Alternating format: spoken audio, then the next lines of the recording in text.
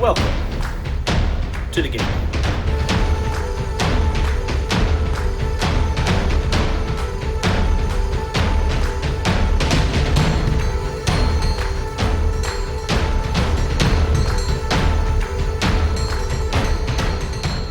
Like the expandable or living card game model. So there's 3 boxes. If you buy all 3, you get a full play set of each card. There's 2 heroes in each box, and there's some extra cards to tinker around with. And if you have the full set, you can fully customize your own unique heroes. Okay. And what's the price of all 3 boxes? All 3 boxes is $99 plus shipping. We are currently in mass production, so they'd be shipping out in about a month. Okay. How does the game play? Yeah. How does the game play? So you have actions and you have power, which are represented by these little tokens here. Cards will have a range, which is the green number. So if you're a melee character, your cards are generally going to have range 1. If you are an archer, your cards might have range 3. And cards will either cost or generate actions and power. So you're gaining 3 actions every turn, and then you're going to be creating more power by playing cards that generate power, like this card is +2 power here.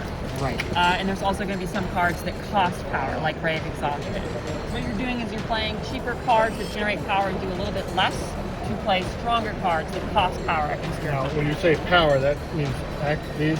These are actions, and then over here are power. Okay, Yeah. so you'll get the more diamonds. You'll always Yeah. get 3 actions a turn, but the only way to get power is through resolving cards. Okay. There are very few ways to get more than 3 actions each turn. So this is steady, but that's the one that's more variable. So it's a really fascinating resource. Yep.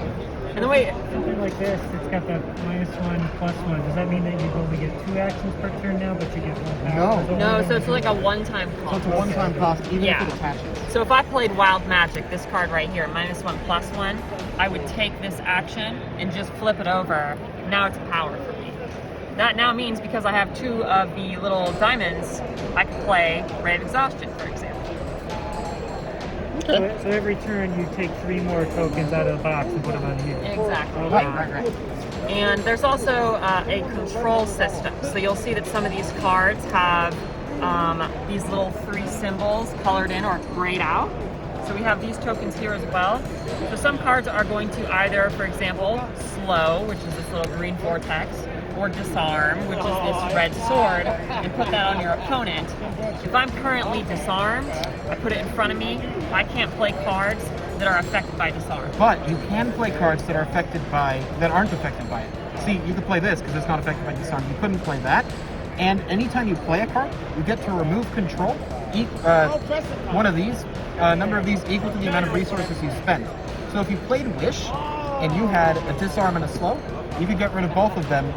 And then, hey, you could play your Ray of Exhaustion after that.